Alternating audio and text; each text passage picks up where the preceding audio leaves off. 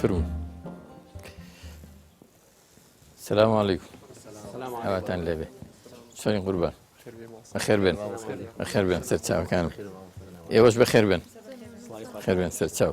جنابی مامۆستا بەخێراتی بۆ ستۆدیۆی نهانی قورآن. زۆر سپاس مامۆستا گیان خێرمان هێنا بێ خێر بڵێن زۆر خۆشحاڵ بن ئینشاءالله. لەگەڵ جەنابتەوە بە ئامادەبوونی ئەم بەڕێزانە هەوڵ دەین باس لە بابەتێکی زۆر گرنگ بۆ ژیانی ئەمڕۆمان بکەین. ئەویش بابەتی ئازادیە لە ئیسلامدا، پانتایی ئازادی لە ئیسلامدا و ئەو پەیامانەی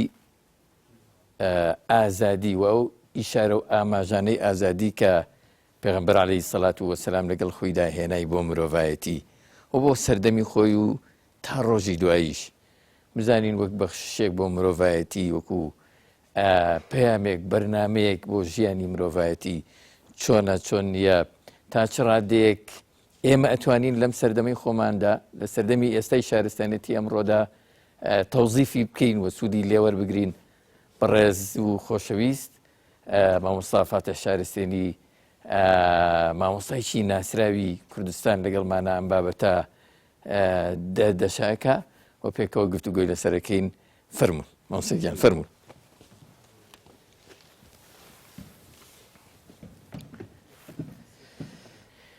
بەناوی خۆی بەخشندەی میهرەبان، سڵاوی خۆی گەورەتان لێبێت ئازیز و خۆشەویستەکانی بەرنامە خۆشحاڵیەوە. کۆڕ و مەجلیسێکی تایبەتمان هەیە ئەمشەو لە خزمەتیەوەی بەڕێز و ئازیزە وەکو ئاماژەمان پێکرد باسی ئازادیەکەین کە ئەو چەمکەی ئەمڕۆ زۆر مامەڵەی پێوە دەکرێ، زۆر کڕین و فرۆشتنی پێوە دەکرێ. ئینسان گەلێکی بە ناوی ئازادیەوە پێ لە قوڕ دەندێ و دەچەوسێنرێنەوە. ئێمە باسی ئازادی ڕاستەقینەتان بۆەکەین لە دیدی ئیسلامەوە، ئەو ئازادی کە پێغەمبەر عەلەیهی سەڵات وەسەلام لەگەڵ خۆی داهێنایی. بۆ کێ؟ بۆ بیلالەکان،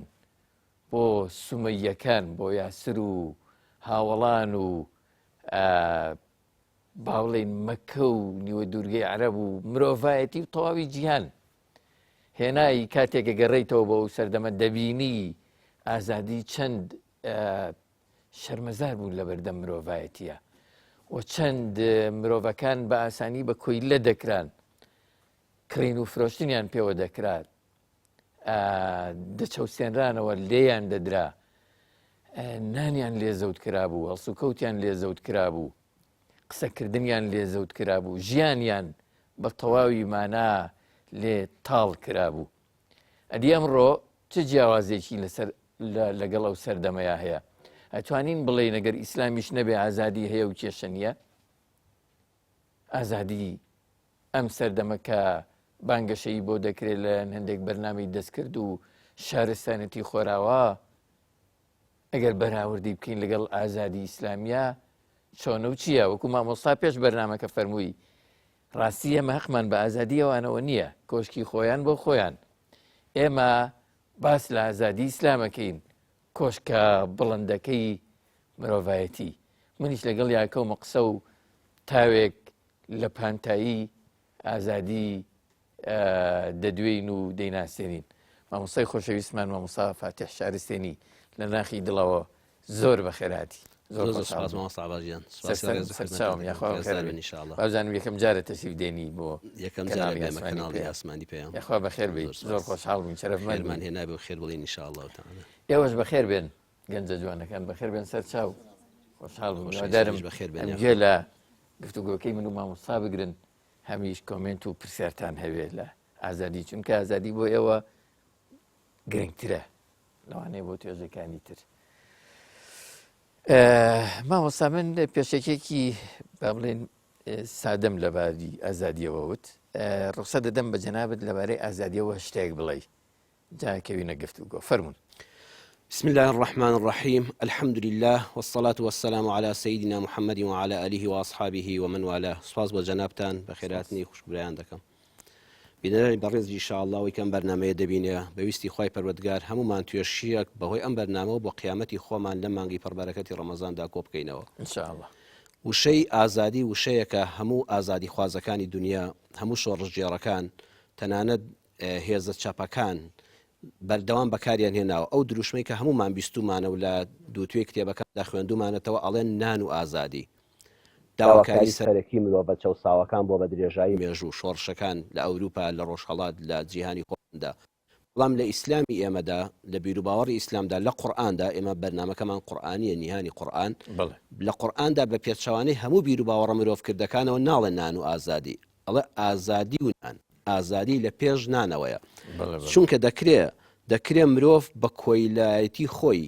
بک بە کۆیلە و کۆیلایەتی قبولکە و نان بەدەست بێنێ بەڵام مرۆڤی ئازاد قەت قبول دەکان نانی ببڕدرێ بەڵام قبول ناکە کەسایەتی و ئازادی پێشێل بکرێ مرۆڤی ئازاد قبول دەکا خواردنە چەورەکان نەخوا سفرەکەی ڕازاوە نەبێن نان و ماستاو بخوا بەڵام هەرگیز قبول ناکە لەسەر حیسابی ئازادی خۆی نانی ماستاوکردن بخوا. جیاوازێکی جەوهەریە جەنابی مامۆستا. بەڵێ ئێمە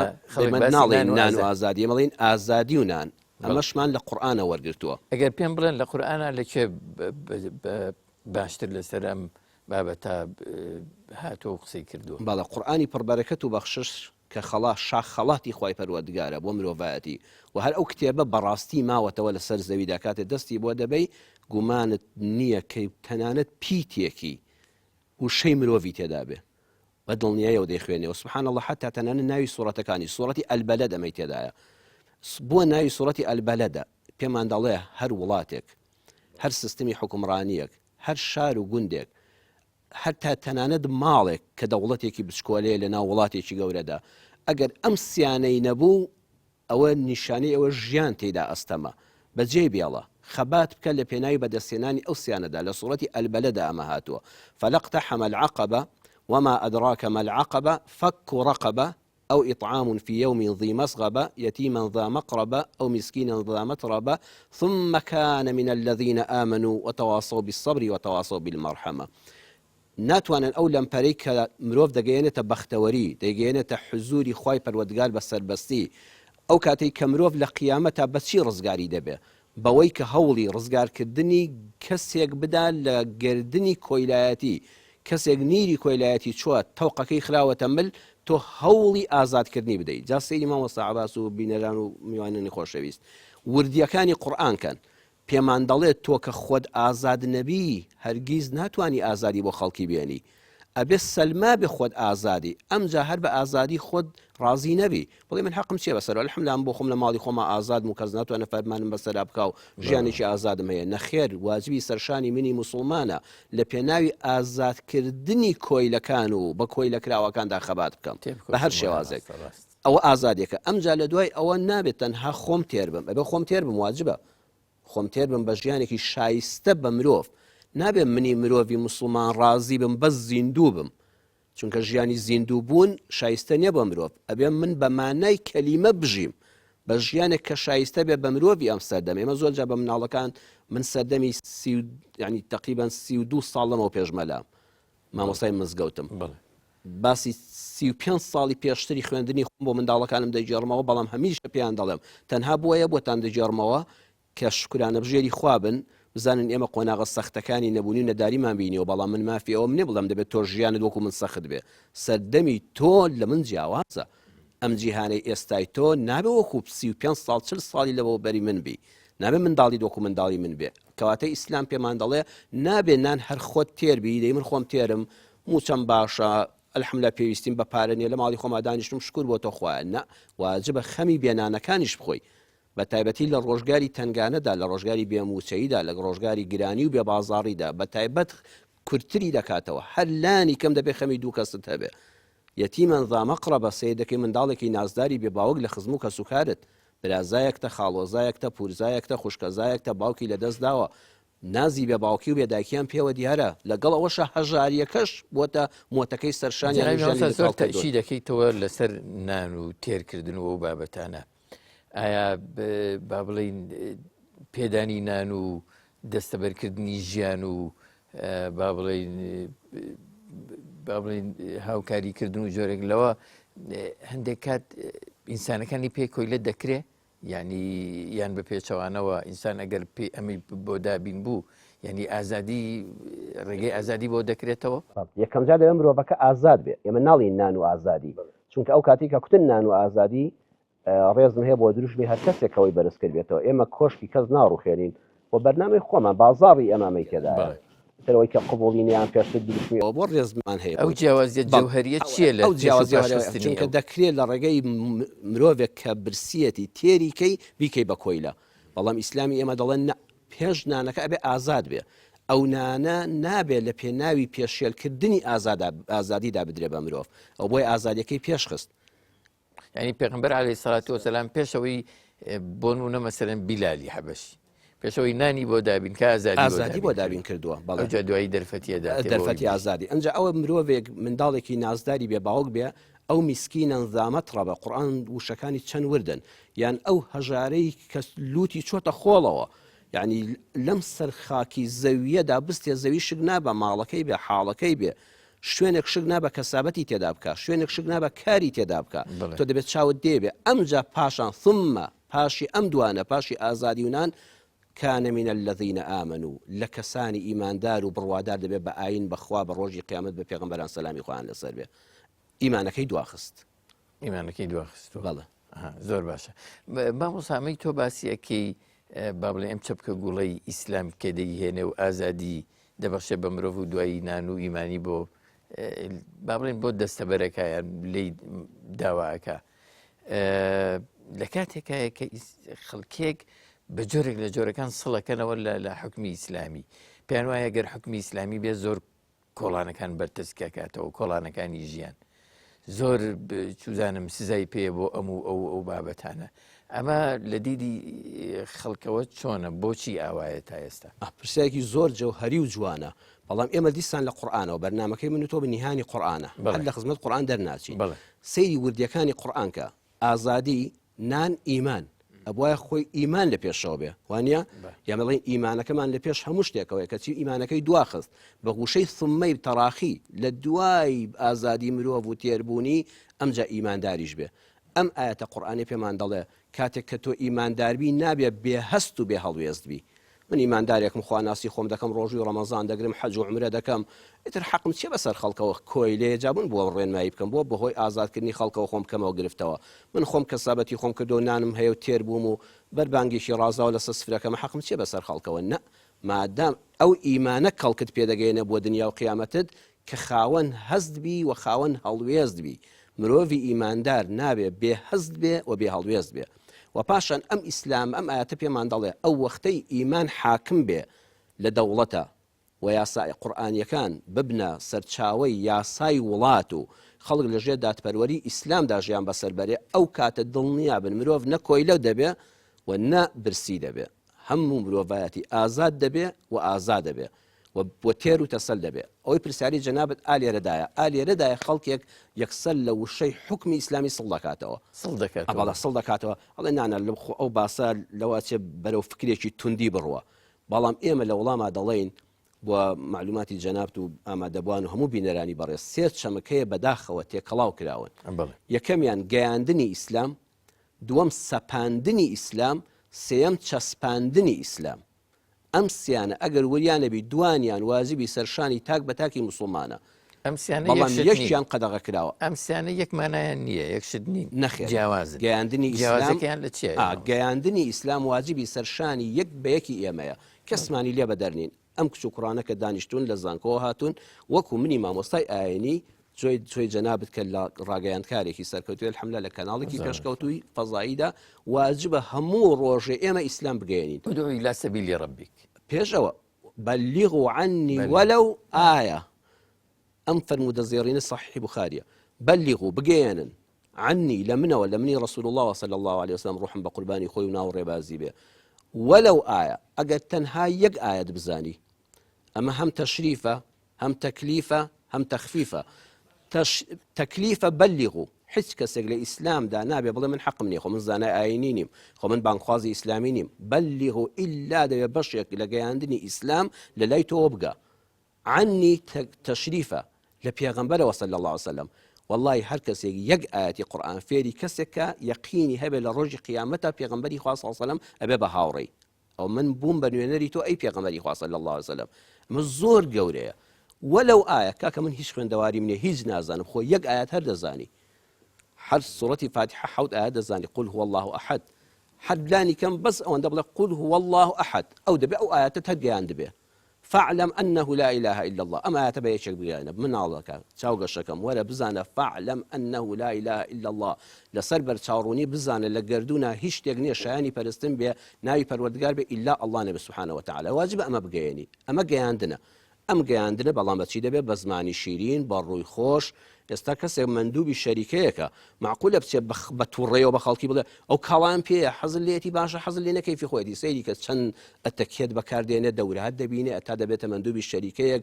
هەزار شێر و ڕێوی بۆ دێنێتەوە میکیازی بۆ دەکات بەس ئەوەندە قبوڵت بێم کاڵیان لێ بکڕی کاڵاکەی دەستی ئێمە ئاەتەکانی قورئانە ئەم شیرینیە نابێ بە زمانی سرکە فرۆش بفرۆشی بە زمانی شیرین بەڕووی خۆش کوڕە من مەمنونی تۆم من نەک منەتت بەسەرا ناکەم من ئەدای سەرشانی خۆم دەکەم والله چێژم لەم قورئانە بینیوە من هەموو جار لەم والله برام ئەوەی کە من چێژم لەم ئیسلامەتیە بینیوە والله حەز دەکەم تۆش بیبینی بەخوا برا من نە پەرلەمانتار دەبم دەنگم پێ بدەی و نە پارەی تۆم دەوێ و نە پۆستی تۆم دەوێ و نە ماڵی تۆم دەوێ بەس والله ویژدانم ڕێگەم پێ نادا ئەو خۆشەی کە من لەم ئیسلامەتی و خواناسیەم بینیوە لە تەمەنمدا والله حەز دەکەم لەو بەختەوەرێ بە نسیبی تۆش بێ تۆ تا ئێستا چێژن نەکردو دەجارێک تاقی بکەوە من چەندەها خەڵکم فێری مزگەوت کردومە یەکەم جار بەس جومعەوارە بەس تەنها نوێژی هەینی وەرە مزگەوت کاکە هەفتەکەی تر نوێژ مەکە سبحان الله لە دوایدا هەر پێنج فەرزەی نوێژیش دەکات ها تامی دەکات یەک جاوەرە مزگەوتەوە بزانە وتاری جومعە چییە بەڵام هەموو وتارێک نا ئەوەی کە مەلای دەسەڵات و ئەو قافی بێ ئەوە شتێکیکەیە ئەوە هەم خۆی مردووە هەموو وتارەکەی کە بۆی هاتووە مردووی پێهین ناکرێت هەیە لێرە قەوسێکی بچووکی لێوەرگم خەڵکێک هەیە گەر لەگەر دەرەوەی ئیسلامە تەمەنی بەڕێ بکە بڵێن تەمەنێکی زۆر دوایی کە ئێوێ بێتە ناو ئیسلامەوە پێی وایە مەسەن ئەو تەمەنێک کە لە دەرەوەی ئیسلام بەڕێی کردووە چێژی دنیای وەرگرتووە نازانێ ئەوە ئەسڵەن دوور بووە لە چێژ وەرگرتنی ڕاستەقینە لە نێو ئیسلام چێژە ڕاستەقینەکە ماوە سەعباز وا دەگرێت ئەمجا فرمێسک هەڵدەڕێژێت لەخۆ ئەمجا دەزانم ئەوەی پێشوو هەنگوینێک بوو لە ناوەکەیدا ژەهر بوو ڕۆژ بە ڕۆژ کە ماسوولکەکانمی لاواز دەکرد و دڵی ژەهراوی دەکردم لە کۆتایی تەمەنە هەستی پێ دەکات بەڵام ئەوەی ئێمە هەنگوینە ئەسڵەکەیە لە سەرەتایەوە شیرینە لە ئاخریەوە شیفایە بۆچ با پرسیارێکی درێت لێ بکەم بۆچی هەندێک لەناو بازنەکەیە بازنەی دینداری و ئیسلامەتی ئەم چێژە وەرناگرێت کە دەنامەت باسیەک بەڵێ ئەوە عەرزم کردی خەمخۆری دین نییە دینێکی تەقلیدی وەرگرتووە ئەڵێ نوێژێک لە کۆڵی کەینەوە کورە من باوکم موسڵمان بۆ خەڵک بۆ ژنمارەکردن پێویستیم بۆی مامۆستاڵات نوێژ دەکەی یان ناکەی یعنی دینێکی وەرگرتووە وەکو چاولێکەری بۆیە ها بەلیغ و گەیاندنی ئیسلامەکە ئەبێ خەمت بێ هەر کەسێ خۆی بە خاوەنی ئەو ئیسلامە نەزانێ گەیاندنی ئەو ئیسلامە یەکێک نەبێت لە ئامانجەکانی ژیانی وەڵڵی چێژ لە عیبادەتەکانیش نابینێ چێژ ینی گۆڕانکارێک بەسەر نایە من بۆ خۆم بەرنامەم هەیە ئەمجا ئەم بەرنامەیە ئەگەر کەس نەبێ من زۆر جاوتومە خوا نەخواستە کەس نەبێت لەم سەر زەویەدا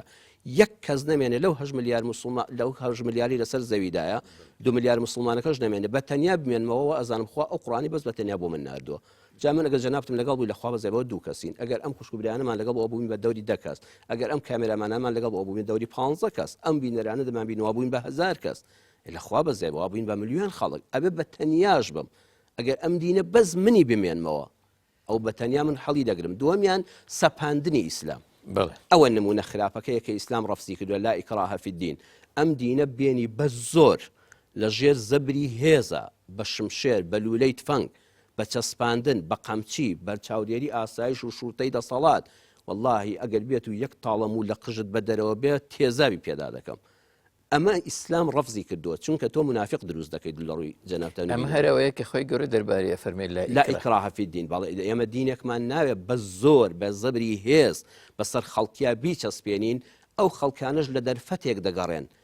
لە شوێنێک دەگەڕێن تیشکێکی ئازادی بێتە دەرەوە و ئەو عەبایی کە بەسەر شانیا دراوە بە ئازادی فڕێدا من قەناعەتت پێ دەکەم من گەیاندنی دینەکەم لەسرە بۆ تۆ بەڵام نای سەپێنم بەسەرتدا ئیلا ئەگەر بێت و نوێژ نەکەی من دوای 3 ڕۆژ سەرت دەپەڕێنم. ئەمە حکمێکی ئیسلامی لە تێبە فقهیەکانی ئێمە کە باس کراوە ئەزانی دوای چەند باس کراوە هەموو بەختەوەرێکی بۆ مرۆڤ هێناوە. ئێستا کابرا هیچ بەختەوەرێکی لە ئیسلام نەبینیوە بڵێ وەڵا لەسەر نوێژکردن سەرت دەپەڕێنم یاخدۆ شتەکە هیچی ترت بۆ کردووە نەوەڵام من هیچ ترم بۆ نەکردووە. ئەو فەقیرە لێ ڕادەکە لە کاتێکە نازانێ مانای سوڵەتی فاتیحا چییە، نازانێت تام و چێژی سوش دەبردن بۆ خوای پەروەردگار چییە، نازانێت بەرەو ڕووی کەعبە وەستانێک و سەیرکردنی ماڵی خوا چ چێژێکی هەیە، چ ئەم سوزدەیە چۆن سەرت بەرز دەکاتەوە لە کۆیلایەتی ڕزگارت دەکات. بۆیە سەپاندنی ئیسلام هەڵە گەورەکەیە. لە هەندێک وڵات تاقی کراوەتەوە، لە هەندێک هێزی ئیسلامی بەداخەوە تاقی کراوەتەوە لە کاتی دەسەڵاتە ئیسلام بەشێکی کەمیان سەپاندووە بەسەر خەڵکان. پێغەمبەر عەلەیهی سەڵات وەسەلام و خولەفای ڕاشیدین و ئەوانی دیکە تابعین هیچ کاتێک بەم شێوازەی کە جەنابەت باسیەکەی سەپاندنی ئیسلام ممارەسەی با بڵێن داعوە و گەیاندنی ئیسلامیان کردووە؟ نەخێر، ئەوان خاڵی سێمیان جێبەجێ کردووە کە چەسپاندنی ئیسلامە. چەسپاندنی ئیسلام، چەسپاندنی ئیسلام جیاوازی لە نێوان سەپاندن و چەسپاندن زۆری فەرقات. چەسپاندنی ئیسلام کۆمەڵە شتت دەداتێ، پێشەکەکانت دەداتێ، لە دواییدا حکومەکەت بەسەرا جێبەجێ دەکات. من نمونەیەکی قورئانی بۆ بێنمەوە. بڵێ السارق والسارقة فاقطعوا ئەیدیەهما. سەیری وردەکانی قورئانکە ژنێک دزی بکە و پیاوێک دزی بکە هەردووکیان وەکو یەک حکمە شەرعیەکەیان هەیە. ئێستا جاری وایە کوڕێک دزی بکە جاری شانازی پێوە دەکات، کچێک یەک جار دزی بکە کەس نایخوازێ ئەڵە کاتی خۆی لە ماڵی باوکی دزی کردەوە کچە، کەچی لە حکمە قورئانیەکەدا هەردووکیان وەکو یەک تەماشا دەکرێن. فاقطعوا ئەیدیەهما هما نابێ کوڕەکە شانازیەک ئەڵە لە کاتی کوڕێنیدا من ئێستا خەڵکم بینیەوە پیر بووە بەخوا کاتی خۆی چوو مەڕێکم دزی، بەڵام ئەگە کچێک خوا نەخواستە جارێک لە هەرزەکاریدا لە ماڵی باوکیە چوو بێ پسکیتێکی دزی بێ حتا ماوەدەی شارێتەوە، چونکە مێردەکەشی متمانەی پێ ناکات. لە دیدی قورئانەوە ئەو هەڵە گەورەیە بەسەر ئێمەدا تێپەڕی کردووە. ئەمجا ئێمە وەکو حکمە ئیسلامیەکە بەس یەک بەشیشی دەبین، ئەویش چییە؟ ئەویش بڕینی دەستەکەیە. کاکە خوا دەکە ئیسلام حاکم دەبێ هەرچی نیوەی ئەم شارە بە دەست بڕاوی دەبینی، بەڵام ئیسلام پێش ئەوە دەڵێن نە وەرە پۆلێنی دەستەکانم بۆ بکە. عمەری کوڕی عەبدولعەزیز کاتێک کە بوو بە فەرمانڕەوای موسڵمانان کە پێنجەم خەلیفەی ڕاشیدینی ناوە لە ناو گەندەڵیەکانی بەنی ئومەیەدا ئەم گوڵە هەڵکەوتەوە، لە ماوەی 2 ساڵ حکمی دادپەروەری کە لە ماڵی خۆیەوە دەستی بە چاکسازی کرد. جیهانی ئیسلامی جارشکە لاپەڕەیەکی سپی بەسەردا هەڵدرایەوە بوو بە شانازی بۆ ئێمە وەکو موسڵمانان هەتا قیامەت لە مێژوودا دەیخوێنینەوە و ئینشەڵڵا ڕۆژی حکمەکەی دەبینینەوە. نامەی بووە یەکێ لە والیەکانی نار، والی واتەوەکو محافظی شار پارێزگاری شار بەڵکو دەسەڵاتدارتریش. وتی ئەگەر بێک پرسیاری لێ دەکەم وتی بزانم ئەم فەرمانڕەوایی کە ئێمە دامان ناوە هیچ لە ڕوحی قورئان حاڵی بووە، وتی من پرسیارێک لێ دەکەم ئەگەر کەسێک لە شارەکەتا دزی کرد چی لێ دەکەی؟ هەر زۆر بە سادەی و ساکاری لە دڵێکی پڕ لە یەقینەوەتی قوربان زۆر ئاسانە حکمی خوای بەسەرا جێبەجێ دەکەم،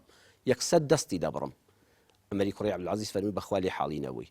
دەوەڵڵاهی لە وڵاتەکەتا یەک کەس لەبەر برسیەتی و لەبەر بێکاری دزی بکە من دەستی ئەو نابڕم، بەڵام وەڵڵاهی دەستەکەی تۆ دەبڕم کە حکمڕانی شاری، بەڵام سزای تۆ دەدەم، بەڵام سزای تۆ دەدەم تۆ دەستت شایانی بڕینە، چونکە ئێمە لە ئیسلامدا مامۆ سەعباس 4 دەستمان هەیە. یەدون عامیلە دەستێکە کە ئیش دەکا، دەستێکی ساغی سەلامەتە ئەلحەمدولیلا خاوەن پێداویستی تایبەت نییە کار دەکا بە ڕەنجی شان نانی خۆی پەیدا دەکا. ئەمجا نەک کەسابەت نابێ بەس بڵێ بەشی ئەمڕۆم هەبێ خەمی بەیانی منێ، ئەوەش لە دیدی قورئانیدا هەڵەیە. لە دیدی ئێمەدا یەدی عامیل کاسپێک کە ئیسلام دڵی پێخۆشە و خۆمان دەبێت دڵمان پێخۆش بێ والذین هم للزەکاتی فاعیلون، ئەبێ ئەوەندەت کاسپی کردبێ بژێوی خۆت و ماڵ و منداڵت دابین بێ و لە سەری ساڵە بای زەکاتدانت کۆ کردبێتەوە، ئەبێ پاشەکەوتت هەبێ. هەر کەسابەتێک ئەوە نەبێ حکومەت تاوانبارە کابرا بەس ڕۆژانە بژی، کەسابەتێک دڵت پێی خۆشەوە ئیسلام پێی ڕازیە کە تۆ بای زەکات ساڵانە پاشەکەوت کردبێ. ئەوە یەدون عامیلە. ئەم یەدا ئەم دەستە پێغەمبەر صلی الله علیه و سلم وەکو فەرمانڕەوا ماچی کردووە، دەستی کرێکارەکەی ماچ کرد، فەرمووی ئەبێت دەستی کرێکار دەستی کارکەر ماچ بکرێت. دەستی کرێکار شەر نیە هەر پاچ و خاکە نازی پێ بێ. گەنجێک لەسەر کۆمپیوتەرێک خەریکی بەحسێکی توێژینەوەی زانستیە گیانی مرۆڤێک ڕزگار دەکات لە نەخۆشیەک توێژینەوەی زانستیەکە ئەبێ ئەم دەستە ماچ بکرێ. یعنی پێشەوەی ئیسلام باسی دەستبڕین بکات، دەستەکان پۆلیان دەکات، دەستی کارکەر ماچ دەکات، ئەم دەستە دەستی کارە ئەبێ ماچ بکرێ. و لە ڕیواتێکە دەفەرمی پێغەمبەر صلی الله علیه و سلم بەرزی کردەوە، یعنی دەستی کار بەرزکەنەوە، دەستی کار مەترسێنن. کەسێ وا بزانێ ئەگەر پیاوکوژ نەبێ نانی دەست ناکەوێت، نەخێ ئێمە دەستێک کە کار بکە ماچی دەکەین و بەرزی دەکەینەوە. دەستی دووەم وەیەدون مەشلوعی عاتیلە، دەستێکە کە شەلەل لێدراوە، یان خاوەن پێداویستی تایبەتە توانای کارکردنی نەماوە مەبەستەوەنی هەر دەستی کار نەکە هەیە جەستەی توانای کارکردنی نییە هەیە قاچەکانی نییە هەیە پشتی شکاوە لەسەر جێگایە یان کەسێکە بە ساڵات چووە بە ساڵات چووە کوڕێکی دەوڵەمەندی نییە کچێکی نییە کە سوکارێکی دەوڵەمەندی نییە کە واجب بێ بەخێوی بکەن ئەم پیرە بە ساڵات چوە تا توانای هەبوو کاری کردووە ئێستا لەبەر بە ساڵات چووی و دان عمری لە ماڵەوە کەوتووە ئەم دوانەیە دون عاتیلەن حکومەت واجبە بە موچەیەکی شیاو ئەبێ بەشێک لە بودجەی ساڵانەی وڵات بۆ ئەو دەستانە دابدرێت کە توانای کارکردنیانێ نابێت لە وڵاتی ئێمەدا دەستی سوالمان هەبێ سێم دەستمان یەدوی مەشلولە دووەم و یەدون عاتیلە ئەو کەسەی کە کار دەکا وەخوا گەنجەکە حەزی لە کارکردنە بەخوا دەستی سواڵی نییە بەخوا دەستی پانکردنەوەی نییە دەستەکەشی ساغ ئەلحەمدوللا شەلە لێدراونێ خاوەن پێداویستی تایبەت نیە بە ساڵاتوش نییە بەڵام کاری نییە دەستەکەی بێکارە واجبی حکومەتە لە ڕێی کەرتی گشتی و لە ڕێی کەرتی تایبەتەوە ئیلا دەبێت کارێک بدۆزێتەوە بۆیە لە دیدی منی موسڵماندا خاوەن کارگەیەک کە کارەکەی حەڵاڵە بە پارەی حەڵاڵ کردوێتیەوە دەستگایەک دەکاتەوە خزمەتگوزاریە بۆ وڵات و نیشتیمانەکەم کارەکە هەم حەڵاڵە هەم خزمەتگوزارە ئەم کارگەیە هەزار گەنجی کوڕ و کچی ئاوا کاری تێدا دەکا هەزار کوڕ و کچی گەنج کاری تێدا دەکە بڕواکە مامۆستا عەباس لە دیدی ئیسلامی منەوە من وای لێ حاڵی بووم ئەو کەسەی مزگەوتێکی دروست کردووە پێویست ناکە مزگەوتێک لە تەنیژ ئەو مزگەوتەوە دروستکەی بڕۆ کارگەیەک دروستکە هەزار گەنجی یەدون عاتیلە کاری تێدا بکە وەڵی پاداشتی ئەو دەوڵەمەندە سەرمایه‌دارەوە ئەو کەسەیە کە مزگەوتەکەی دروست کردووە چاو لێ دینی ئەمە دینی دنیا و قیامەتە ئەمە چەسپاندنی ئیسلامە وەڵا سەرمایه‌دار سەرمایەکەت مەخەوێنە والذین یەکنیزون الذهب والفضة ثم لا ينفقونها في سبيل الله ما بزوني همو خزنەکەت بڵاوکەوە وەرە بیکە بە کارگەیەک هەر خۆت مەژێ وەرە بە سەدان گەنج لە لای تۆ هەر یەکە بەکارێکەوە مەشغوڵ بێ فێری کەسابەتێکی حەڵاڵ بێ ئەو یەدی عاتیل ئەبێت حکومەت کاری بۆ بدۆزێتەوە چۆنی کار بۆ دەدۆزیەوە ئەگەر لەبەر بێکاریان دزی کرد دەستی حکمڕانی وڵات دەبڕدرێ وەکو عومەری کوڕی عەبدولعەزیز فەرمووی دەستی چوارەم ئەوەیە ساغا سەلامەتە ئیشی بۆ دابین کراوە بە ساڵات چوونیە خاوەن پێداویستی تایبەت نیە حەزی لە خەویش ڕۆژ و دزیشەوە ئەم دەستە پیسەی کە ناهێڵێ حەزی بە کارکردن نییە ئەم میکرۆبە ئەبێت لا ببرێت دوومەڵێک لە ناو سەری ئینسانێکایە دکتۆر نابێ بڵێ وەڵی جام سەر گوناحە دەستی ئەبێ سەرەکەت شەقکەم ئەم دوومەڵە پیسە دەرێنم چونکە ئەگە بێت و دەرینێنم ئەم وەرەمە خەبیسە هەموو دەستە دەتەنێتەوە ئەو دەستەی کە هەموو ئامادەکاریەکی کەسابەتی بۆ کراوە بەڵام حەزی لە کەسابەت نیە دەست درێژ دەکا ئەم دەستە لە مەچەکیەوە دەبڕم کەواتە ئیسلامی ئێمە پێش ئەوەی دەستێک ببڕێ سێ دەستی ئاوەدان کردوێتەوە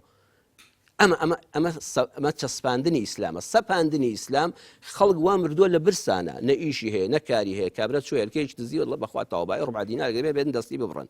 لە زۆر وڵاتی ئیسلامیدا حکمی ئیسلامی بەو شێوە چەسپیوە خەڵک دەڵێت کەمانە تیرۆریست ناحەقی نییە تۆ خەڵکەکە دوا ڕەش و ڕوتە نەمەعمەلت هەیە نەکارت هەیە نەدەستگار نەبا لە بارودۆخی خەڵک دەپرسی نەدەزانی ئەم پیاوە لە برسانە کوێمەسا ئێمە باسی ئازادیمان کرد بەڵکی گەیشتینە ئێرە چۆن پەیوەندیەکە دروستکەین زۆر ڕاستە ئال لێوێدا ئەوەیە ئەگەر حکمی ئیسلامی هەبێ مرۆڤەکان ئازاد دەبن مرۆڤ دەستێکت هەیە حەیفە ئەم دەستت کە توانای کارکردنی هەیە دەستی سوال بێ تۆ حەیف نییە دەستی وەرگرت هەبێ خۆت زەلیلکەی بۆ نانێک لە کاتێکە توانای کارکردنت هەیە دەستی کارکردنت هەیە حەیف نییە منی حکومەت و کار بەدەستی وڵات بیاڵم تۆ زەلیل بی بۆ چەند پەنجایەک بۆ چەند هەموو دۆلارێک لە بەردەرگای مزگەوتێکا سوڵکەی لە بەردەستگایەکە بپاڕێتەوە خەڵک بەکارت بێنە بە کوشتتدا دەنگت بکڕێ بتکا بە پەیژەکە لەسەرت دانی خەڵک پێی لێنێ هەتا دەگاتە کورسی و کولیاری خۆی نە وەرە کارت دەدەمێ کەواتە چەسپاندنی ئیسلامەکە بریتە لە ئازادی و نانەکە بۆ مرۆڤ یعنی ئیمانەکە هات ئەو ئیمان عفومکە ئیمانەکە ثم كان من الذين آمنوا چەسپاندنی ئیسلامەکە ئازادی و نانەکەی بۆ مرۆڤ فراهەم کرد مامۆستا لەمەوە تێگەیشتم بەڕاستی ینی خەڵک بەگشتی ینی کێشەی تێنەگەیشتنی هەیە لە ئاینی ئیسلامی پیرۆز بۆیە یەکسەر دەسەبا بۆ ئەوە یەڵێ کاڵەی ئیسلام ترسی لە حکمی ئیسلامی هەیە ترسی لە دەستبڕین هەیە ترسی لە ڕەجمی خەڵکی زیناکەر هەیە حرمەتم بۆ مەجلیس و بینەرانی عزیز ئەم ترسانەی بۆ دروستە بێ و بەڕاستی ئەم ترسانش باڵین بە ئەن قەست زەق کراونەتەوە بەڕاستی ئەم وردەکاریانە و ئەم تەدریجە جوانی کە جەنابەت باس کردو ئەم بەرپرسیارەتی گەورەی بەرامبەر بە مرۆڤ هیچی ناخرێتە ڕوو ئەوەی ئێمە خەڵکانێک هەیە نەزانن خەڵکانێک هەیە زۆر زانن زۆر زانەکە دیوە ڕاستەکەی دەبینێ بەڵام دەیشارێتەوە چونکە دزەکە لە هەوی لێڵا مەلەی خۆی دەکات ڕاوی خۆی دەکات ڕقی لە ئیسلامە ڕقی لە هەموو جوانەکانی ئیسلامیشە نەخۆشە دەرونی نەخۆشە ئێمە وەکو نەخۆشێکیش تەعامل لەگەڵەوە دەکەین بەس ئیمان پێدا دێتەوە والله پەرۆشی هەر کەسێک مەکە بەبێ ئیمانی دەمرێ بڕوان پێ بکە 100 جار لە ماڵی خۆمانە بە تەنیا بووم خۆم بیرم کردوێتەوە کتێبی نووسەرێکی علمانیم بەدەستەوە بە چەپێک زۆر قەڵەم ڕەوان زۆر و شەڕەوان زۆر زانا وتمە یا ڕەبی خۆیان نەمرم هەتا فڵان کەس دەبینیم کە تەوبەی کردووە والله حیفە ئەم پیاوە فکر فراوانە قەڵەم ڕەوانە والله کابرایەکی یعنی لادین بێ خۆزگە بە کافری نەمردایە خۆزگە بە بێدینی نەمردایە من نەک ڕقم لێی نەبووە ڕقم لە کارەکەتە بەڵام والله ڕقم لە هیچ مرۆڤێک نییە ئینی لعملكم من القالین سیدنا لوط سەلامی خۆی پەروەردگاری لەسەر بێ پیسترین ڕەوشتێک لە مرۆڤایەتیدا کە لە ڕووماننا لە مەجلیسا باسی بکەین واش دەفەرمێ ڕقم لە خۆتان نییە من ڕقم لە کردەوەکەتانە ئەو کردەوەی کە بۆتە نەهامەتی بۆ ئێوە ئیمامی عومەرێک مێژوەکەی ئێمە دەمانێت ئەوە چەسپاندنی ئیسلامە کاتێک لە ساڵی گرانیدا حکمی بڕینی دزی دەستبڕینی ڕاگل لەسەر دزەکان دزی زۆر دەکرا زمانی ئیمامی عومەری خەلیفەی دادگەری ئیسلامیشە چونکە نەبوونی بوو گرانی بوو ئیمامی عومەر خۆ ئاەتەکانی قورئان ناتوانێت بوەستێنێ وڵێ ئەم ئاەتە ڕاگرن ئەم یاسایە کاری پێ ناکرێن نە فەرمووی لەبەرەوەی منی فەرمانڕەوا لە سەردەمی فەرمانڕەوایی خۆمدا بەهۆی بێبارانی و وشکە ساڵی و نەڕوانی دانەوێڵەوە نەمتوانیوە تەواوی خەڵکەکە تێرکەم من هەر وەختیە نەمتوانی بێ خەڵک تێرکەم و بیخەمە سەرکار چۆن لە پێشەوە دەستی دەبڕم ئەو ساڵانە دزیەکان کە دەکران دەستەکانی نەدەبڕین ئەم تێگەیشتنە تەنها بۆ خەڵکی مسلمانیش نییە وایە بۆ مرۆڤایەتیە بەگشتی ئەگەر ئیسلام هەموو مرۆڤێک تێدا دەحەسێتەوە ئەگەر تێی بگا بۆ نمونە باسی زینا دەکە خەڵک وا دەزانێت ئەگەر گەنج و کوڕێک و کچێک زینایان بەیەکەوە کە دوو لە ڕووی جەناوتان و مەجلیسەکە هەموو بینەران یەکسەر ئاەتەکەی ئەوەڵی دەخوێنێتەوە الزانیة والزانی فەجلیدوا كل واحد منهما 100 الجلدة یەکسەر فەجلیدوا جەلدەکەش چێ ئەمە حکومڕان دەبێ بیکە نابێ باوکی کچەکە بچەکەی بکوژێ باوکی کوڕەکەش بڵێ کوڕەکەم دەکوژم ئەنجا سەیری وردەکانی قورئان کەن چەند جار نێرینە کوڕ شانازی بەوە دەکات کە دەستی کچێکی بڕی بێ بەڵام کچێک لەو لاوە پێی شەرمەزار دەبێت کە خوان لەخواستە لاڕێ بوو بێ لە کاتێکە لە قورئانەکەدا دیسان مامۆستا سەیریکە كل واحد منهما هەردووکیان یەک حکمیان هەیە نابێت کەسێکیان بێتە مای شانازی کەسێکیان بێتە مای سەرشۆڕی مەسا حکمەکەش هەر بەو ڕەهایە یا بەو ئاسانیە بڵێ کاکەەوە ئەوان کەس زینای کردو هەر ناچەسبێ ئەو چوارشاهیدە بەیەکەوە کۆ نابنەوە بۆم چوار بە چاوی خۆیان چاوێکی ساغ دوژمنایەتی لە نێوانیاندا نەبێ غەرەزی کۆن نەبێ هەر چواریان لە یەک کاتا یەک قسە بن یەک شاهید بن یەک نمونەیان بینی بێ هەر نادرێ ئەمە هەمووی لە پێناوی شکۆی مرۆڤ و ئازادی مرۆڤایە وەی کەس زمانی بوختانی نەبێ چونکە گە سێ کەس شاهیدیان داوتیان کوڕێک و کچێکمان بەیەکەوە بینیوە زینایان کردووە نەبوون بە چوار ئەو سیانە هەرسێکیان بە حکمی ئەوەیکەوە بوختانیان کردووە کەسایەتی مرۆڤێکیان لە کەدا کردووە ئازادیان لێ زەوت کردووە ڕووی کۆمەلگایان لێ قەدەغە کردو ئەبێ ئیشی 80 داریان لێ بدرێ و هەتا زەمانێکی زۆر کە تەوبەیان پێوە دیار دەبێت گەڕاونەوە شاهیدیشیان لە دادگادا لێ قبوڵ ناکرێ و خەڵک ئەسا باسکردنی ئەم بابەتەش بەڕاستی ینی تۆ لێ ئەگەڕێی لەوەی لەم بابەتەیە کە ئیسلام ڕێگریەکە لەوەی حرمەتمان هەیە کەسێک کوڕێک دەستدرێژی بکاتە سەر بابڵێن کچێک چاوپۆشیەکی ئیسلام هاتووە ئەمەوێ ئەمە بڵێم ینی پارێزگاری لە شکۆی ئەم کچایەکە پارێزگاری لە ژیانیەکە پارێزگاری لە ئابڕوو نییە ینی باش ئەوە گەنجێکە گەیشتوتە تەمەنی پێگەیشتن و تێگەیشتنی خۆی ئارەزۆ جنسیەکانی خۆی گەورە بە حاڵی تیا دروست کردووە ئیسلام بەس ئەمایەتی تێدا نییە ئەگە تو ئاەتەکانی پێشووی مەغەدر لە قورئان دەکەین هەمووی بە زنجیرە ناخوێنینەوە ئیسلام پێش ئەوەی بگاتە ئاەتی جەڵ لێدان لە زیناکار باسی وأنكحوا الأيام منكم والصالحين من عبادكم وإمائكم أي مشور خوران باوكو دايك خزمو كسوكار قوم وعشيرات حكم راني ولات خم بخون لو كروك شانتان كجيشتونا تمنيا وساقيري ما هيلن ببيها وسرب من نوا ئەبێ هەمووان خەمی لێ بخۆن ئەبێ وڵات بودجەیەکی تایبەتی هەیە بێ ساڵانە سلفا بدا بە گەنجەکان وەرە من پارەیەکی باشت دەدەمێ هەتا ماڵ و حاڵێک بەیەکەوە دەنێی ئاڵتونێک بۆ خێزانت دەکەی بەڵام لە دواییدا وردە بەماوەیەکی دوور و درێژ لە کەسابەتەکەی خۆت شتێک لێ دەجێڕمەوە هەم فێری سواڵن ناکەم هەم فێری منەتباری ناکەم هەمیش نایڵم قەرزاری خەڵک بی و کوڕ کچەکانم بمێننەوە ئیسلام ئەمە دەکات پاشان هۆشیاری دەدا هۆشیاری ئیمانی ئیمانێک لە دڵی خەڵکەکاندا دەچەسپێنێ کەسەکە ئەگەر کەسیشی لەلا نەبێ هیچ کامیرایەکیش چاوی لێ نەبێ ئەڵێ ئینی ئەخاف الله من لە ئەڵڵا دەترسم لەبەر خوا لە شەرمی خوا ئەم کارە ناکەم ئەم ئیمانە دەچەسپێنێ هۆشیاری زانستی بڵاو دەکاتەوە پێمان دەڵێ ئەگەر بێت و کۆمەڵگایەک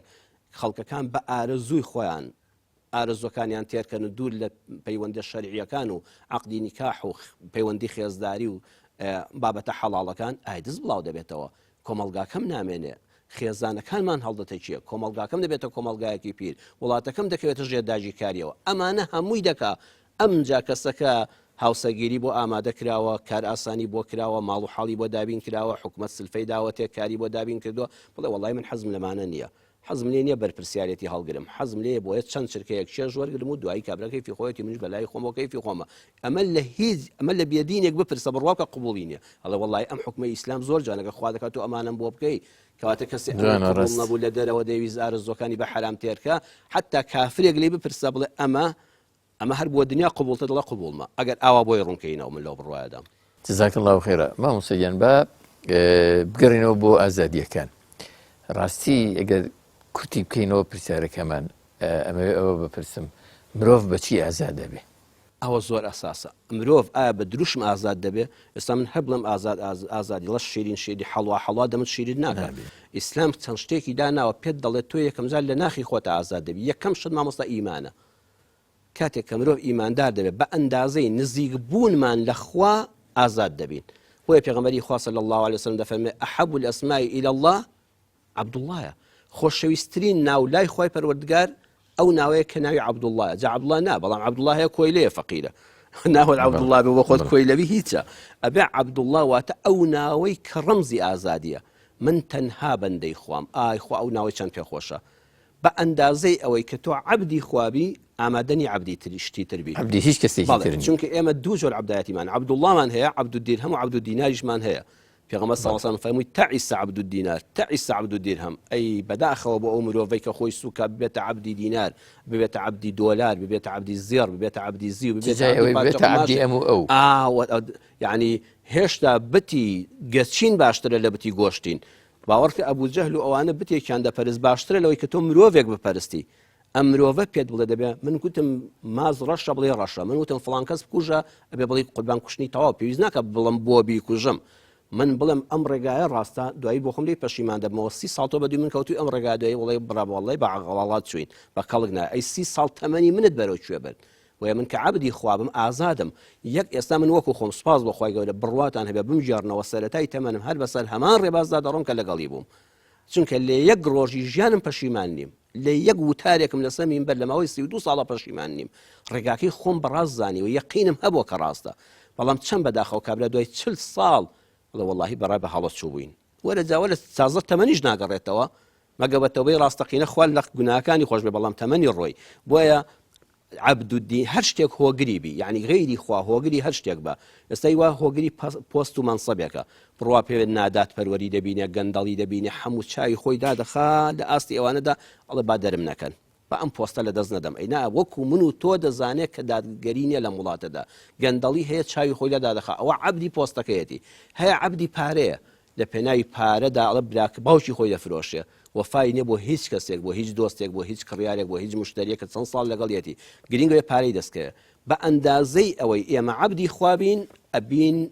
بە ئازادی خوازێکی ڕاستەقینە بیلالی حەبەشی بەردەکە لەسەر سنگی بوو ئازاد بوو پێش ئەوەی ئیمامی ئەبوو بەکر بیلال بکڕێ و ئازادی کە بیلال کە دەیگوت ئەحەد ئازاد بوو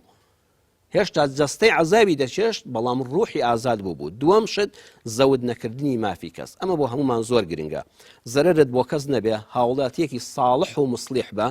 ئەو کاتە تۆ ئازادی چونکە یەکەم بێمنەت دەژی خراپەت بۆ کەس نەبووە چەند بەسەر بەرزی بە کۆمەلگادا دەڕۆی دووەم بێ ترس دەخەوی هەموو ئەوانەی خراپەیەکیان کردو کەسێکی کوشتووە کەس پێی نەزانیوە ئەزانی ماوەسە شەی وایە دەجار لە خەوا ڕادەپەڕێ تەقەی دەرگایەک بێت دڵۆپی بارانێک بەشت بە لەوحێک کە ئەم ڕادەچڵەکێ لە کاتێکا کەسیش نازانێ ئەمە و تاوانەی کردووە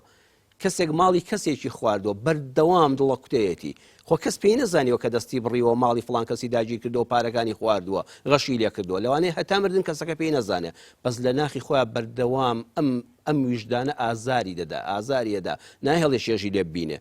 بێترس دەخەوی سێم لە قیامەتدا حیسابت ئاسان دەبێ والله خوا لە بینی خۆی و عەبدەکانی داگوناهەکان بە ئاسانی لێت خۆش دەبێت بەڵام لە حەقی بەندەکان لێت خۆش نابێ کەواتە خاڵی دۆم ئەگەر دەمانەوێت ئازاد بین با هەوڵ بدەین لاپەڕی ژیانمان سپی بێ با شەرم لە ڕابردوومان نەکەین بە تایبەت لە بینی خۆمان و بەندەکاندا چەند خۆشە من و تۆ بڵین وڵی سوپاس بۆ خوا من ئێستا 100 جار لەسەر بەرنامەی تەلەڤیزیۆنەکانی تیژوتومە باو حکومەتە بێ منەت بێت لە تەمەنی خۆمدا بتوانێت بڵێ دینارێکم داوەتە مامۆسافاتێ، بڵێ دۆلارێکم داوەتێ، بڵێ عەرزێکم داوەتێ، بڵێ سارەیەکم داوەتێ، بڵێ خانوویەکم بۆ کڕیوە. ئەزانی چەند خۆشە کە لەسەر مینبەر زمانت دلێرە، دەنگت دلێرە، چونکە چاوبەرەژێری ئەو دەسەڵاتەنی کە ڕەخنەی لێ دەگری ناتوانێت بڵێ شتێکم داوە بە تۆ. چەند خۆشە بە دەوڵەمەندێک گەڵی کەس ئەو دینەی کە پێم گەیاندون با دەوڵەمەندێک بڵێ ڕۆژێک چایەکم بۆ فڵان کەس کڕیوە،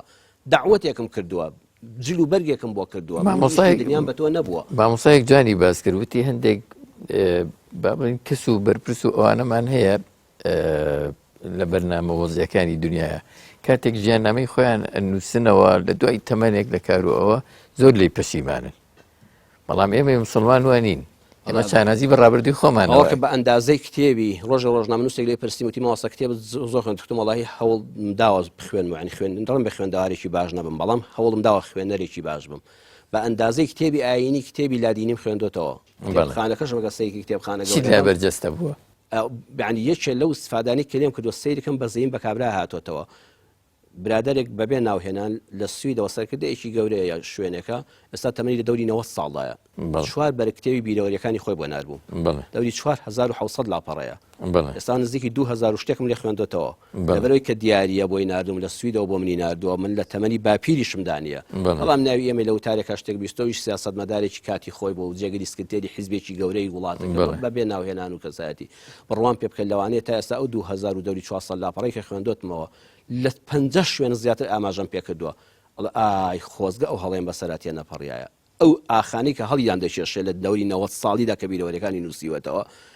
بەڵام من هەموو جاڵم خوای گیان سوپاس بۆ تۆ، منەوەتە عەرزم کردن لە یەک ڕۆژی ژیانم پەشیمان نیم، جارێش کە تەمەنم بگەڕێتەوە بۆ منداڵی بە هەمان ڕێچکەدا دێمەوە، جارێش کە 32 ساڵ تەمەنم بگەڕێتەوە سەر مینبەر هەمان وتار دەخوێنمەوە، چونکە لە کاتی خۆیدا قەنەعەتم پێ بۆ ئەم وتارە بۆ ئەو جومعەیە بۆ ئەو کۆمەڵگایە بۆ ئەو لادەیە ئەو شار و شارۆچکەیە زۆر گونجاو بووە، پێشیمان نیم، بە ئەو پەڕی قەنەعەتەوە کارم پێ کردووە. بۆیە من ئازادم. ئەوەتانە کاتێک کە تۆ زەود نەکردنی مافی خەڵکانی تر کە برا سەیدەکەت چەند کەسی بەکوژداوە بە یەک ئیعازی ئەو وتێتی بڕۆ هجومیان بۆ بکەن، 200 گەنج کوژراوە، لە دوای دەستی کردوێتەوە ملی کابراوە بە یەکتر ماچ دەکەنەوە، پارەکە بە یەکەوە دابەش دەکەنەوە. باشە تۆ ئەی ئەو وجدانت چۆن دێڵی ئیسراحەت بکەیت، چۆن مێژووی ژیانت لێت خۆش دەبێت، چۆن نەوەکان شانازیت پێوە دەکەن. مامۆستا گیان باسی ئەوەت کرد کە وتت ئینسان ئەو کاتێ ئەبێتە عەبدی ڕاستەقینەی خوا یا باوەڕدارە بێ ئیتر ئازادە بێ، ئازادی چێژ لە ئازادیە بینێ. من ئەمێ پرسیان لەسەر ئەمە بکەم لەکوێ ئازادە بێ کە خۆی گەورە بەرنامەیەکی بۆ دیاری کردووەتی بەپێی ئەو بەرنامەیە هەڵسە و دانیشە بخۆ بخەوە ئەوە مەکە ئەوە بکە، ئازادیەکە لەکوێیە؟ ئازادیەکە جار هەیە کەسەکە حکومەکەی خوش جێبەجێ دەکا، خۆی گەورە دەفەرمێ ئاوا بکە ئاوا مەکە، بخشندە بە ببەخشە بە زەید بە هەژارە بێتەوە، بەڵام سەیدەکەی ئازاد نییە، کارەکەشی کردووە، پارەکەشی بەخشیوە، عیبادەتەکەشی کردووە، شەو نوێژەکەشی کردووە، سەیەکی هەز بە ئازادی ناکە بۆ ئیخلاسی نەبووە. و یەکێک لە مەرجەکانی ئازادبوونی مرۆڤ یەکلابوونەوە بۆ ڕەزامەندی خوا، وەکو ئیمامی ناخە بەڵێ لە ناخەوە دەست پێکا دوایی جەستەشەکە پێغەمبەران سەلامی خوایان لەسەر بێ، سەلامی خوا لە هەموویان بێ، وەک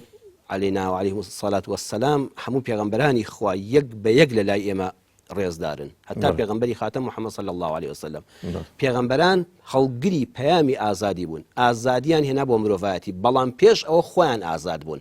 چونکە دروشمیان ئەوە بوو ئین ئەجریە ئیلا عەلا ڕەب العالەمین، پاداشتی من لە لای مرۆڤەکان نییە. تۆ نمونەی جوانت لایە مامۆستا، لا نريد منكم جزاء ولا شكورا، من نەکەر پارەم لە تۆ ناوێ، نامێ کارم بۆ بکەی لەسەوەی داوای ئیسلامی و ئازادیم پێگەیاندی، وەلا شکوورە نامێ وشەیەکی سوپاسیشن لێ بویستم. ئەمە پێغەمبەرانی ئازاد کرد. بۆیە دکتۆر عوسمان لە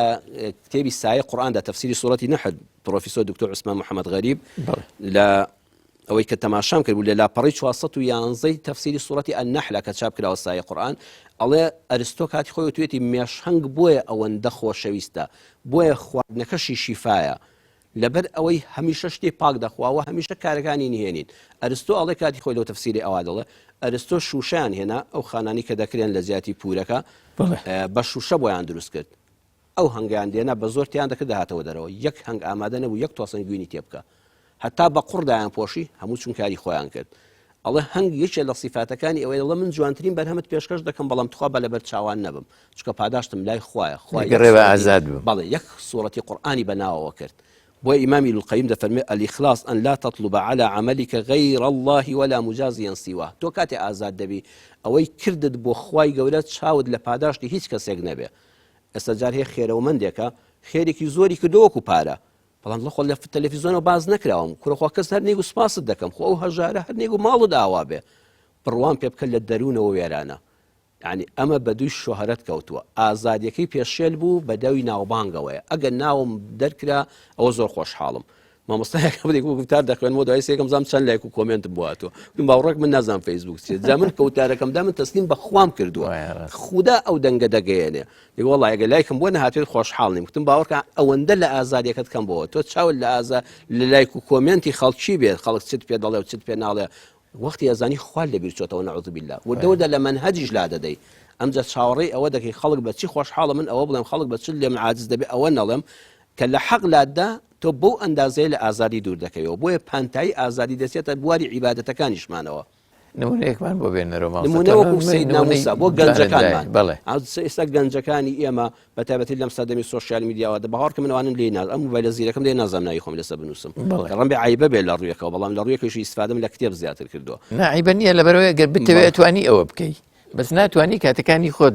میستمە بە فیڕۆنەسم بە نووسین و کتێب و تەماشاکردن و تۆمارکردنی وتارەوانەوە خەریکم، بەڵام بۆ گەنجانی ئێمە بەگشتی و هەموو خەڵکی بەگشتی لەم سەردەمەدا زۆر گرنگی بەوە دەدرێت خەڵک شتەکانم ببینێ. وەنمونە کەسێک چاکەیەک دەکە ئیلا مەگە خێرەومەندێک بێ دەستگایەک بێ مەبەستی ئەوە بێ خەڵکی نەپارەکەت بە فیڕۆن نەچووە والله ئەوە تا ببینێ بە شوێنەکەیم پێگرتووە. من ئەم خانۆم دروست کردو ئەوە کلیلەکەیەتی ئەوە کەسەکەیەتی بە ئەندازەی پێویست بە ئەندازەی پێویست خۆ ئاگای لە نێتی دڵەکانە. بەڵام من کارێکم کردووە دوو دەبە نەوتی بیزلترین بۆ خڕیەوە بۆ ماڵی منداڵێکی باوک پێویست ناکە بە موبایلەکەم ڕسمی بگرم وەڵام چوم سەردانی ماڵی فڵان کەسم کرد من نەدەستگام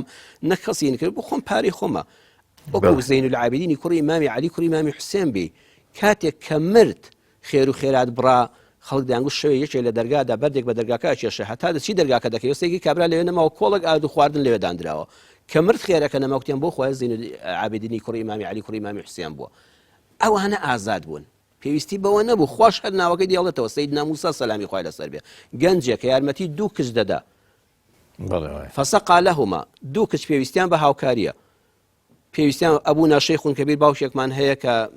بە ساڵات چووە لە جێگادا کەوتووە کە نەفتی سەر جێگای ناتوانێت شوانی بکە ئێمە مەڕەکە بەخێو دەکەین بۆی ئەودەن درێژنەکەم لە قورئان هەمووتان لە من باشی شارەزان و قورئان تا خوێندەوە الحەمدولله بۆی ئەودەن ئەوەی گرنگە لێدا ثم تولى إلى الظل نافرمي ثم ذهب إلى الظل أقل ذهبوا يأتي لشايك يدايك تشكان يعني بيكتا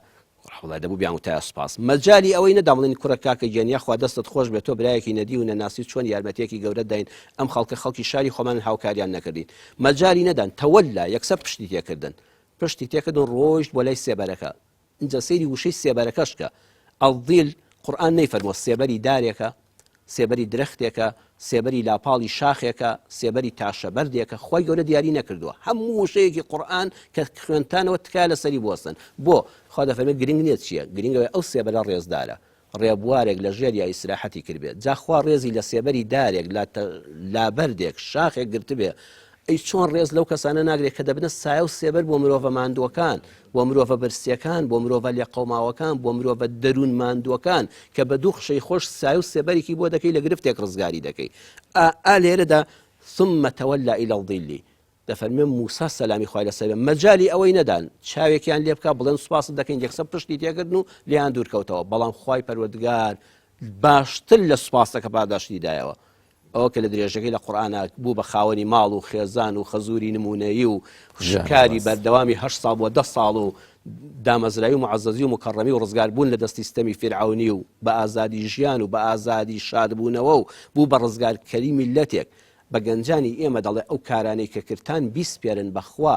مەبن بە عەبدی ئازادی دوا پێشەل نەبێ بەڵکو هەموو ڕەفیقەکانم زانی بێتیان من ئەم کارم کردووە زۆرجار کارەکانم وا دەکەم ئەگەر لە حاڵەتێکە پێویستی کرد خەڵک چاو لە چاکەکەم بکە ئەویش بەو نێتە وریابی لەوە زیاتر تێنەپەڕێ مامۆستا قسەکانت زۆر شیرینن ئێمە کاتێکی کەمیشمان ماوە بەڵام دوا پرسیارم لە جەنابتان نەکەم دوایی دەرفەت من بەڕێزانە دەین پرسیارێکیان نەبێ ئێستا بابەتێک هەیە لە باڵێن باس دەکرێت باسی ئازادی گەلان واقعی خۆشیانە گەلان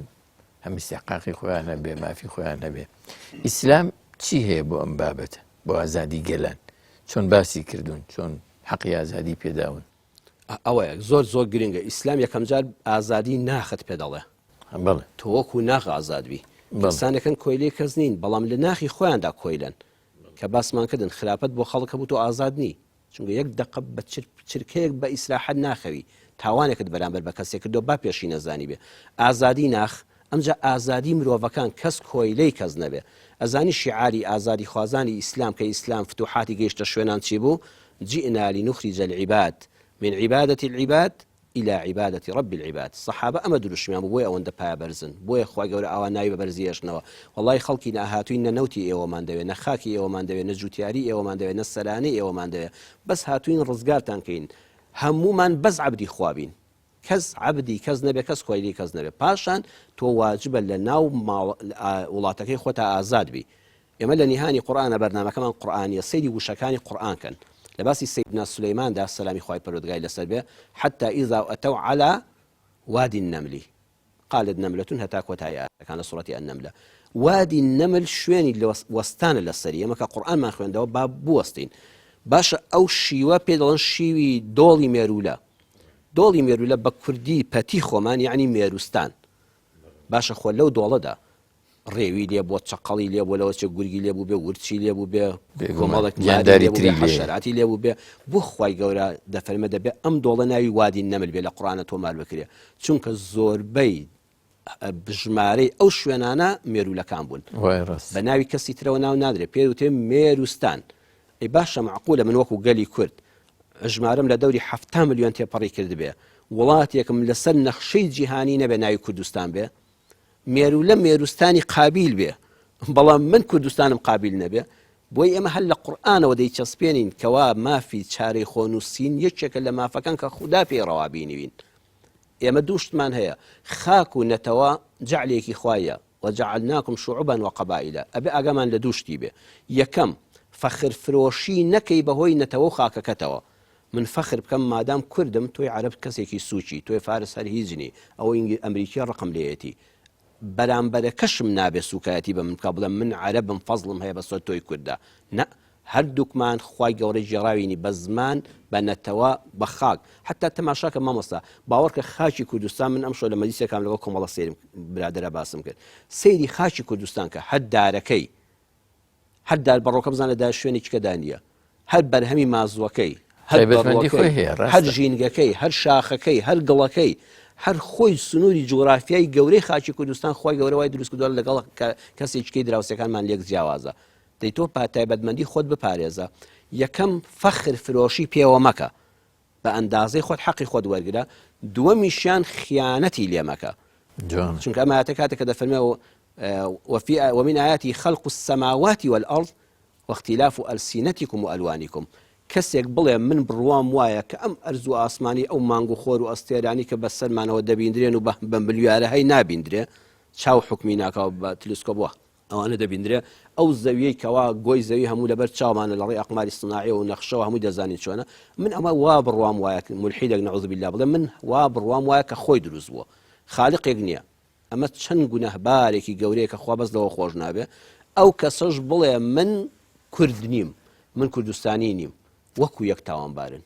بۆ چونکە خوا منی کردووە بە کورد دەبێت شانازی بە جلەکانمەوە بکەم شانازی بە زمانی کوردیمەوە بکەم شانازی بە زمانی دایکمەوە بکەم شانازی بە خاکی کوردستانمەوە بکەم. ئەو شانازیێش دەدەم بە کەسانێکی تر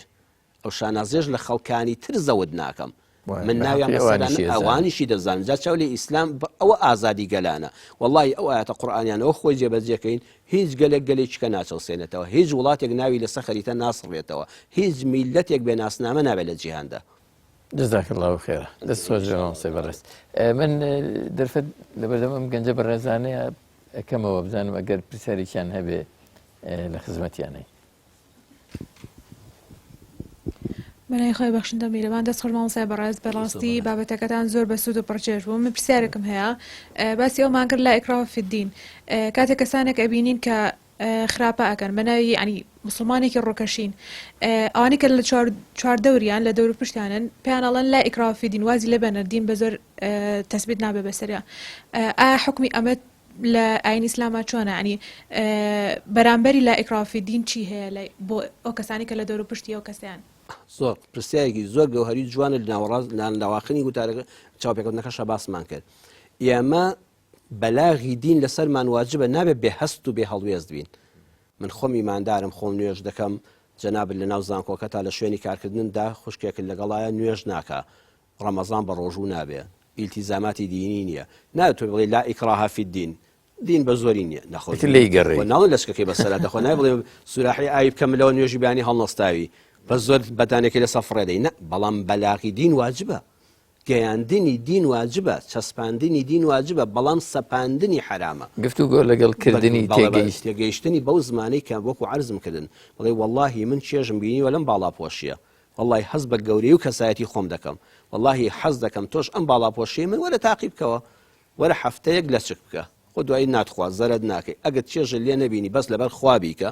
وەکو مۆدیل مەیکە وەکو ئەوی فەرمانی خۆی ڕەخالق جێبەجێ دەکەی من لە باڵاپۆشی چێژم بینیوە وەڵڵاهی من لە شەو نوێژ چێژم بینیوە وەڵڵاهی من لە ڕۆژووی ڕەمەزانە یعنی حەز بەبوونی خۆم دەکەم کەسایەتیەکم دەتوانم کە کەس چاوی لێم نییە خەڵک هەموو ئێستا لە فڵان شوێنە لەژێر کامێری چاودێری کامێرادایە یەکسەر حەزەرێک دەکەی من لەژێر چاودێری هیچ کامیرایەک دانیم و بڕوام وایە کە قومێک ئەو لە بەخاتی خوا ناخۆمەوە بڕوام بە گەورەی خۆمە ئەم بەلاغە واجبە بەڵام بە زۆر وەڵڵا تا ئێوارە دەتخەمە ژێر ئەو کامیرەی و خۆم لەو خوا ئەو پەرداخاوە دەستی بدەیتێ ئەوان حرامە ئەوە لا ئیکراها فی الدینێ بەڵام بەلاغ واجبە دەبێت هەمومان و تەبلیغی ئەم دینە بکەین جزاک الله خێرە بڵێ خۆی گەورە پاداش دواتەوە سای بەڕێز دەستەکانە خۆش بێ بەڕاستی سوودی زۆر زۆر باشمان لێ بینی وەڵی یەک پرسیار دەتوانم بزانم ئایا کارکتەرەکانی ئیسلام دەتوانن ئەو ئازادیە پەیڕەو بکەن یعنی و ئازادە بەدەست بهێنن نمونەمان بۆەوە هەیە هیچ وەکو تاک بڵێ وەکو تاک هەر ئەو کاتێک کە ئێمە ئەگەر لە ناو زیندانێکی تاریکا بین وەکو عەرزم کردم بیلال بەردی گەورە لەسەر سنگی بوو بەڵام ئازاد بوو چونکە بڕوای وابوو ئەحەد ئێمە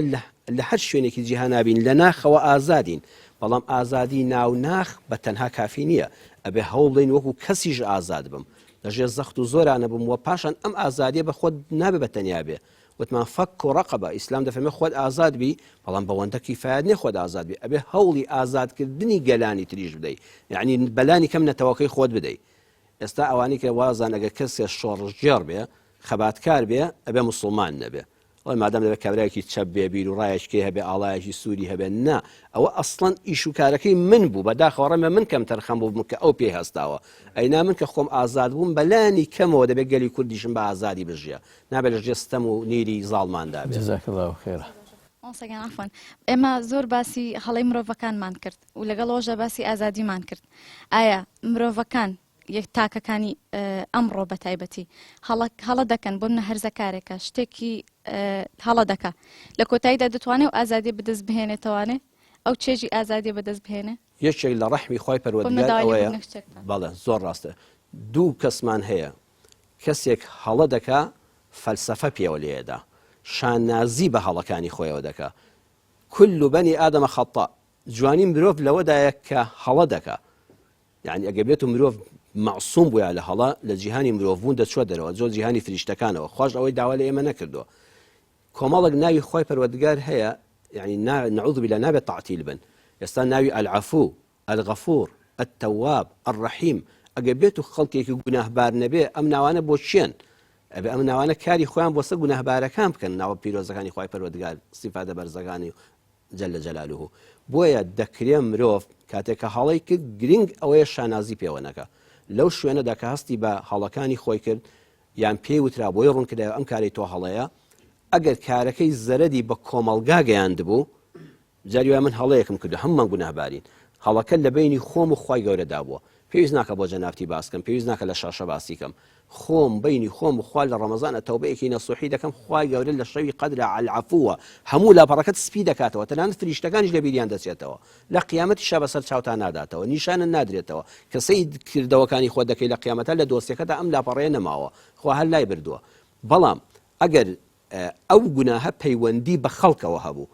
بۆ نمونە کەسێک هاتبوو خەڵکی فێری ئەوە کرد بوو توی لەچکەکانتان فڕێدن حیجابەکانتان بخەنە ژێر قاستانەوە باڵاپۆشی قەید و ینی ئازادی مرۆڤ پێش ئافرەت پێشێل دەکات ئەم ئافرەتە دوایی بە هەڵی خۆی زانی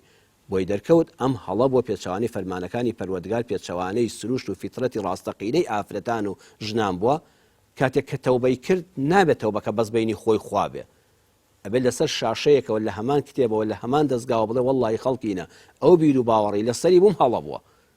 تکایە بە هەڵەکانی ڕابردوم بڕوا مەکەن ئەمە ئەو دوو گونا هەیە بەڵێ مرۆڤ جارێشکە ئازاد دەبێتەوە ئینسان کاتێک کە تەنانەت ئەستەغفیرڵڵا دەکەی تۆ کۆمەڵێک سەرێکی بەلەمبەر بەخوای پەروەردگار وەکو پێویست نەبووی هەلانی کەم وەکو پێویست سوپاسی خوامان نەکردووە باوەڕتان هەبێ حتا چاوێکت نەهێشێ گوێچکەیەکت ئازاری نەبێ پەنجەیەکت نینۆکێکت هین نەبێ نازانی خوا چەند نیعمەتی داوە بە تۆ کە هەر لەبیرن نەبووە کە دڵی ئەستەغفیرڵڵا هەست بە ئارامی ڕوحی دەکەی چونکە هەست دەکەی گوناهەکان لە کۆڵ بۆتەوە بە ئەندازەیە گوناهەکان لەسەر شانت لاچوون تۆ بەرەو خوای پەروەردگار بەرز دەبێ و هەست بە ئازاری دەکەی خێرا خۆی گەورە و مهرەبان خۆی گەورە پاداش باتە مامۆساییان بابەتێک بابەتی ئازادی گەلانمان کرد بە تایبەتی ئازادی گەلی کورد لە ماوەی ڕابردووە بینیمان و بیستمان کە لە ڕۆژاوەچی ڕوویدا و ئەو کاردانەوانی کە لە شەقامی کوردیا ڕووی ئەدا کۆمەڵێک کەس یان کۆمەڵێک دەنگ ئیسلامیان تاوانبارە کرد بەوەی کە چی کرۆ بەرامبەر گەلی کورد لە کاتێکە گەلی کورد زۆرینە موسڵمانە و ئەو شۆڕشانی گەلی کورد کردوێتی زۆربەی مامۆستا و زایندانی ئاینی شۆڕشەکانیان بەرپا کردووە چ شتێک ئەم فەراغەی دروست کردووە کە شەقامی کوردی بەداخەوە هەندێک ینی زۆرینینە ئەو فەراغی تیابێت کە ئیسلام تاوانبارکە بەوەی کە بەرامبەر گەلی کورد دەکرێت پرسیارێکی زۆر جوانە ئێمە دووشتمان هەیە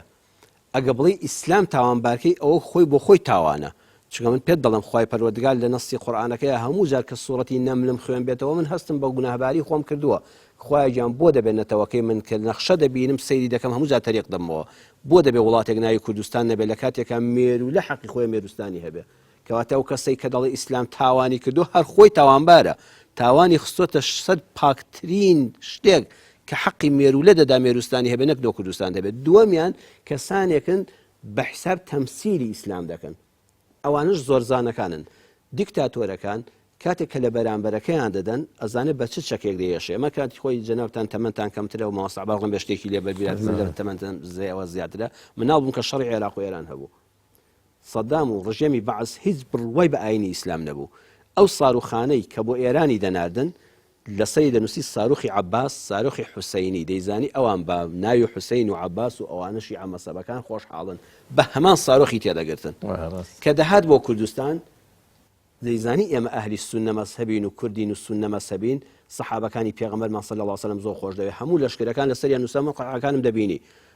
سریەی خالیدی کوڕی وەلید قعقاع سعدی کوڕی ئەبی وەقاص مقدادی کوڕی ئەسود ئەمانەی دەنووسی یعنی بە ناوی سەحابە لە توێدا بەڵام کە دەچوو بابی سەلماندا ئەگە تۆ ئەوەندە سەحابە دۆستی ئەوەندە ئالی پێغەمبەر خۆسانم خۆش دەوێت